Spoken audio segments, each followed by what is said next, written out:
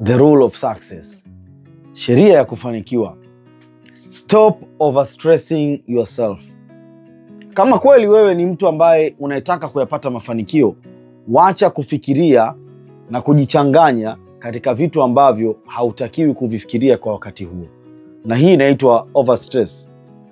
Unawaza sana, mwisho wa siku unapaniki hata katika vitu vidogo. Angalia katika hii video. Muangalie huyu mtu ambaye anajaribu kufanya kitu chake hapa. Muangalie na huyo mwingine. Muangalie na huyo mwingine. Tahamaki, mtu anajikuta anasababisha hasara kubwa sana. Lakini hii yote ni kwa sababu ya overstress. Mambo hayawezi kwenda sawa kila siku na mambo hayawezi kuwa mazuri kila siku. Ila nikwambie tu, mtegemee Mwenyezi Mungu. Alafu fanya kwa 100% bora na vizuri kuliko ulivyofanya jana. Hiyo ndio siri kubwa ya kufanikiwa, na itakufanya usiwe ni mtu ambaye unafikiria sana mpaka unataka kuchanganyikiwa.